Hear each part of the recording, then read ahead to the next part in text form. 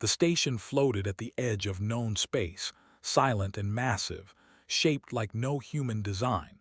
It was not metal in the normal sense. It looked grown rather than built, as if the ship itself were alive and breathing slowly. This was the Queen's flagship, the center of power for the strongest alien empire in the galaxy. Humans were allowed here, but only barely. They were not soldiers. They were not leaders. They were observers, technicians, and record keepers. The Galactic Concord had decided that humans were too unpredictable to be trusted with authority, yet too useful to erase completely. So they were placed where they could be watched. One rule was spoken more than any other. No human may speak to the alien queen. No human may approach the alien queen. No human may even look directly at her for too long. The rule was older than humanity's first spaceship. Elias Wren knew the rule well.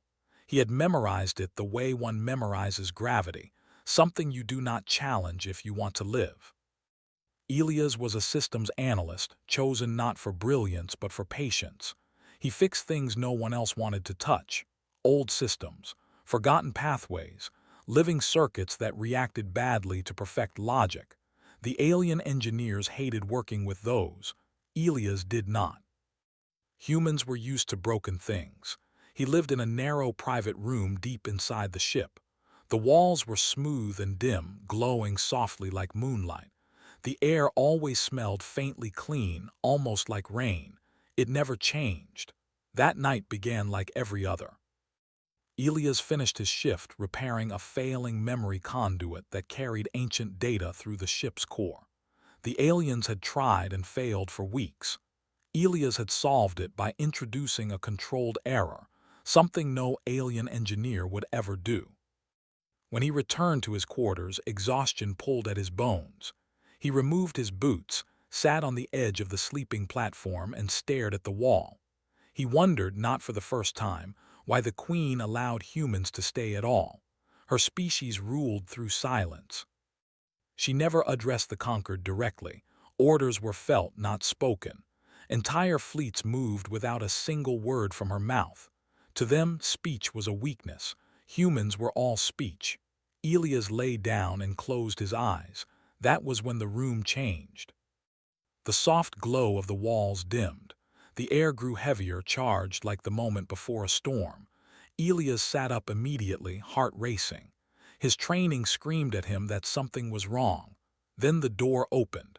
It did not slide or part like it usually did. It simply yielded. The wall bent inward as if making space for a presence far greater than the room itself. She entered without sound. The alien queen. Elias froze. She was taller than any being he had ever seen, yet she did not feel heavy. Her form was wrapped in flowing layers that shifted like liquid starlight. Her face was not frightening, but it was not familiar either, smooth, symmetrical, and unreadable. Her eyes were dark, deep, and endless. Elias dropped to his knees without thinking. He could not speak. He could barely breathe. This was death, or worse. The Queen stood in the center of his room. No guards followed her. No weapons were visible. The silence around her was absolute, pressing against Elias' mind. Every rule screamed that this should not be happening. She had come alone. She had come to a human. She had come to him. Slowly, carefully, Elias lowered his gaze to the floor. Looking directly at her was forbidden. He waited for pain, for guards, for the end. None came. Instead, something unexpected happened. The Queen sat down. Not on the sleeping platform, not on the floor. The room itself shifted, forming a shape beneath her as if the ship wished to support her presence. Elias felt it then, not a voice, not words, but a pressure in his thoughts, gentle, curious. She was not angry. She was studying him. Elias swallowed, his hands trembled. "Your Majesty," he whispered before he could stop himself. The words echoed loudly in the silent room. Elias' heart stopped. He had broken the rule. The pressure in his mind changed. Not sharp, not punishing. It felt surprised. Then something impossible happened again. The Queen spoke. Her voice was soft, controlled, and clear. "You are not punished," she said. Elias lifted his head in shock, staring before he remembered himself. Her eyes met his. The universe did not end. "You should not speak," she continued. "Yet you did." Elias forced himself to stay calm. I apologize. I didn't mean to." "You meant it," she said. "Humans always do." She rose and moved closer. Each step felt like gravity shifting. Elias did not move.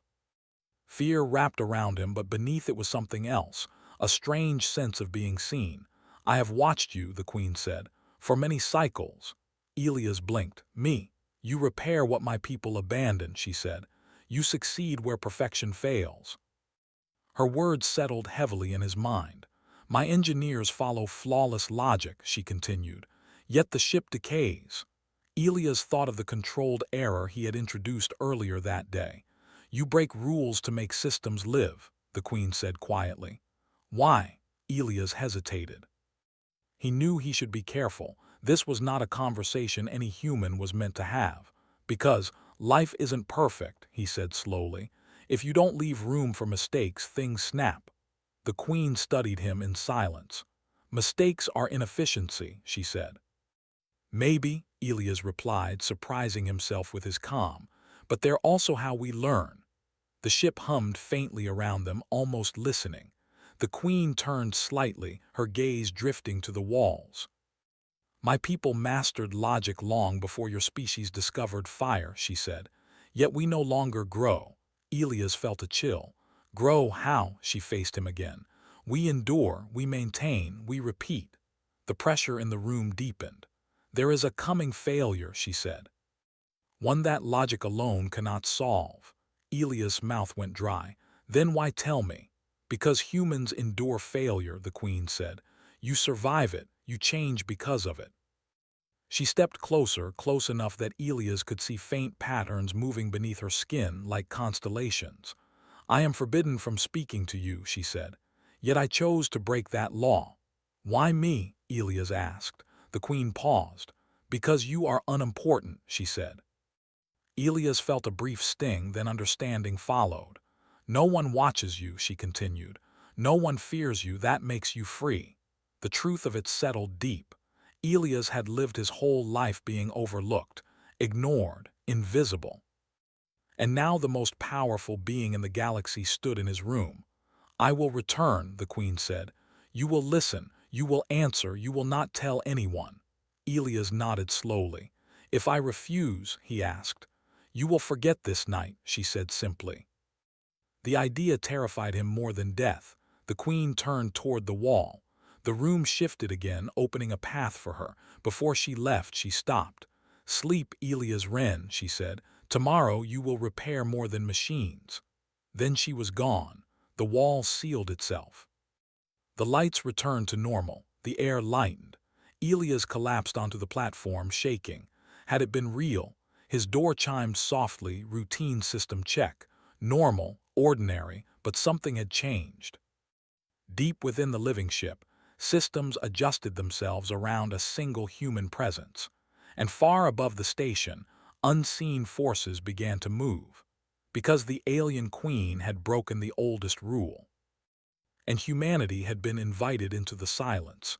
Elias did not sleep well after that night. His body rested, but his mind did not. Every time he closed his eyes, he saw the queen standing in his room, calm and silent, as if she had always belonged there. When the cycle lights shifted to morning, Elias sat up slowly and stared at his hands. They were steady, but he did not feel steady inside. He went to work as usual. That was the hardest part. The corridors looked the same. The alien crew moved the same way, quiet, controlled, distant. No one looked at him twice. No alarms sounded. No guards waited to take him away. The galaxy had not noticed what happened, but Elias had. As he walked toward the system's chamber, he felt something new. A faint awareness, like the ship itself, was watching him more closely. Doors opened a little faster. Lights adjusted to his presence. It was subtle, but real. He reached his station and began his tasks. The work today involved balancing energy flow through an old living conduit. Alien engineers had labeled it stable but inefficient. Elias saw something else. The system was locked in a loop, repeating the same process over and over without adapting. He hesitated, remembering the Queen's words, "You repair what my people abandon." He introduced a small change, not a fix, a question. He allowed the system to choose between two paths instead of one. The readings flickered, then stabilized at a higher efficiency. The ship responded with a soft hum. Elias exhaled slowly. During the cycle break, he noticed something unusual. An alien overseer stood nearby, watching him. Overseers rarely acknowledged humans at all. "You altered the conduit," the overseer said, voice flat. "Yes," Elias replied carefully. "It was stagnating." "Stagnation is stability," the overseer said. "Not always," Elias said. "Sometimes it's just slow failure." The overseer studied the data, then turned away without another word. Elias' heart pounded. Had he said too much? That night when he returned to his quarters, he did not expect the Queen, but she came anyway. The room dimmed. The air shifted. The wall yielded. She stepped inside just as before. This time, Elias did not fall to his knees. He stood, respectful but steady. "You remembered," she said. "I was afraid I wouldn't," Elias answered honestly.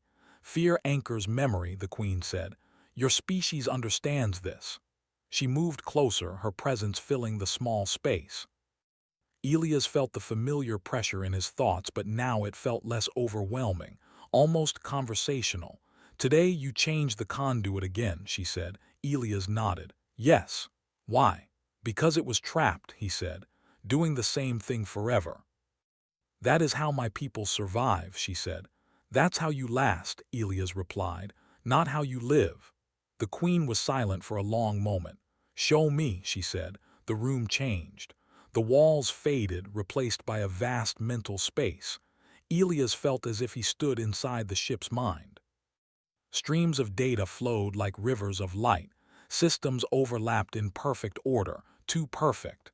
"This is our legacy," the Queen said. "Every solution refined to purity." Elias walked slowly through the vision. He reached out and touched one of the streams. It felt rigid, brittle. "You never let anything break," he said, "so you never learn what happens when it does. Breaking is failure. Breaking is feedback," Elias said. "It tells you what matters." The Queen watched him closely. "Your species fails often." "Yes," Elias said softly, "we do." The vision shifted. Images appeared, human ships damaged but moving, colonies rebuilt after disaster, people arguing, adapting, changing. "We argue," Elias continued. "We doubt. We try stupid ideas. Sometimes they work. Sometimes they destroy you," the Queen said. "Yes," Elias agreed, "but we choose to try anyway." The Queen turned away, her form rippling slightly. "My people fear change," she said. "Once long ago, we nearly destroyed ourselves by evolving too fast. We chose silence and control to survive." "And it worked," Elias said. "For a long time. But now," she said, "we are dying slowly." The vision darkened. Elias saw failing stars, collapsing energy fields, systems that logic could not correct because they required something uncertain. "What is coming?" Elias asked. "A pattern collapse," the Queen said, "a cosmic shift that adapts faster than perfect systems can respond." Elias frowned. "You can't outthink it." "No," she said, "and we cannot outcontrol it." Elias understood then. "You need creativity," he said. "You need risk." "You need humans," the Queen said. The words settled heavily between them. "Our alliance must remain hidden," she continued. "The conquered would see this as weakness." "They already see us as weak," Elias said. "Yes," she replied. "That is why you are dangerous." Over the next cycles, the Queen came often. Sometimes she spoke. Sometimes she simply watched as Elias worked, guiding small changes into massive systems. He taught the ship to adapt instead of obey, to respond instead of repeat. He never gave perfect answers. He offered options. The ship began to change, not visibly, but deeply. Energy flows adjusted. Systems began to anticipate problems instead of correcting them after failure. The living ship felt curious. Other species noticed. Whispers spread through the Concord. The Queen's flagship was behaving unpredictably. Humans were being allowed deeper access than before. Elias felt the pressure growing. One night he asked the question that had haunted him. "What happens when they find out?" he asked. The Queen looked at him. "Then the galaxy must decide whether silence is still law. And if they choose silence," Elias asked, "then everything ends quietly," she said. Elias clenched his fists. "Humans don't end quietly." The Queen studied him. "No," she said, "you resist even extinction." A warning rippled through the ship that same cycle. A distant system had failed, not catastrophically, but differently. The cosmic threat had begun to move. Perfect empires scrambled, issuing flawless commands that arrived too late. The Queen stood at the observation field watching stars flicker. "It has begun," she said. Elias stood beside her, very small against the universe. "What do we do?" he asked. The Queen turned to him. "We speak," she said. Elias felt fear and something stronger beneath it. Hope. Because for the first time humanity was not being watched. Humanity was being listened to. And the galaxy was about to learn why silence was never the strongest answer. The warning spread through the galaxy faster than fear. Stars dimmed without reason. Trade routes twisted. Communication delays grew unpredictable. Entire systems reported perfect defenses failing in ways that made no logical sense. The Concord called it a statistical anomaly at first, then a rare fluctuation, then, finally, a threat. The pattern collapse had begun. On the Queen's flagship, the change was felt immediately. The living ship adjusted its posture, its internal systems shifting like muscles preparing for impact. Elias felt it beneath his feet, a quiet tension running through every corridor. He stood in the central systems chamber, surrounded by flowing light and alien engineers who worked in perfect silence. Their movements were precise, efficient, and terrified. They were losing control. The Queen arrived without announcement. The chamber reshaped itself to receive her, rising and widening as if bowing. Every being present lowered their gaze. Elias did not. He stood still, his eyes on the shifting data before him. "The collapse accelerates," the Queen said. Her voice was calm, but Elias sensed strain beneath it. "Our projections failed," an overseer admitted. "The phenomenon adapts faster than predicted." Elias turned slowly. "Because you keep predicting," he said, "instead of responding." The overseer stiffened. Several eyes turned toward Elias in shock. A human speaking freely in the Queen's presence was unthinkable. The Queen raised one hand. "Let him speak," she said. Silence deepened. Elias took a breath. "You're trying to outthink something that doesn't follow rules," he said.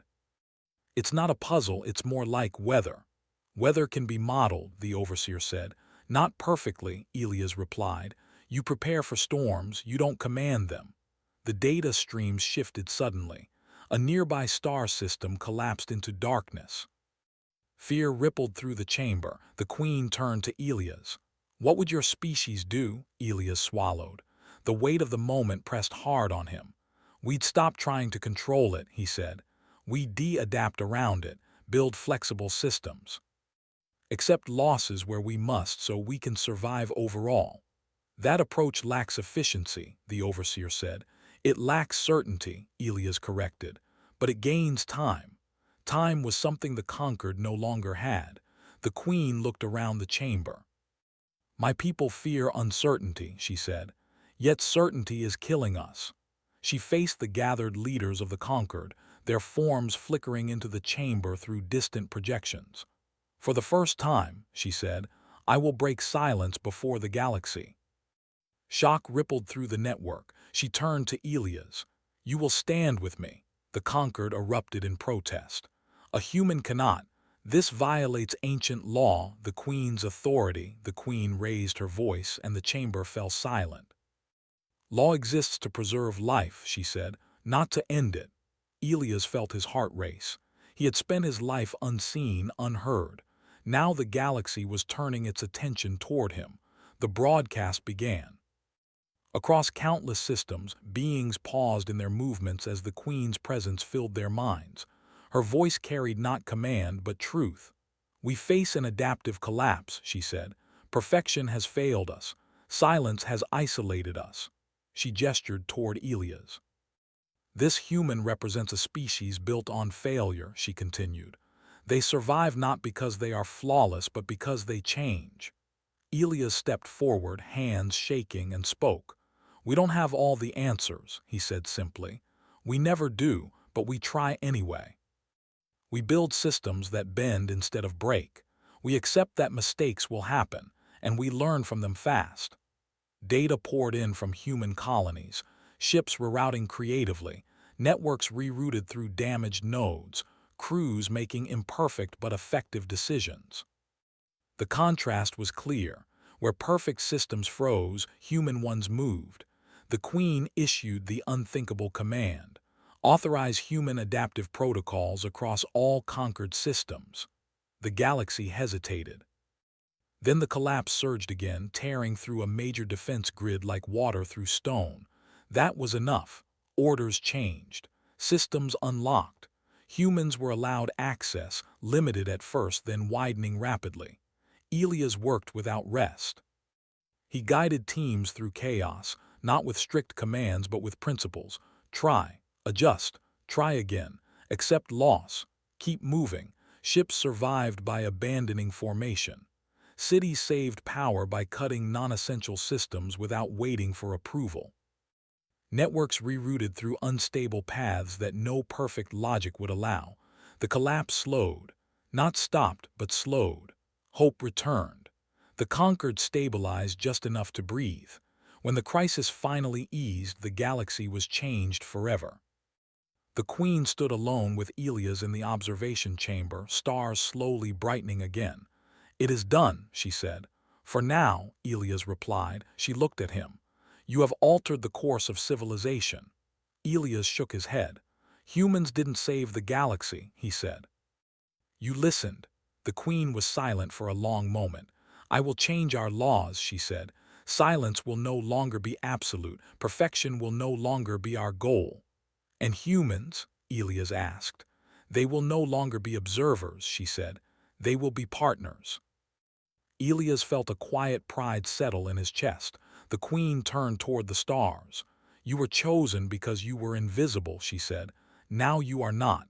Elias smiled faintly. "We're used to being underestimated." "Yes," she said.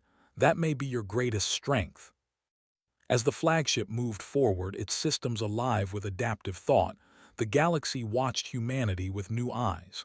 Not as weak, not as dangerous, but as necessary. And for the first time in galactic history, silence made room for a human voice, and the universe survived because of it.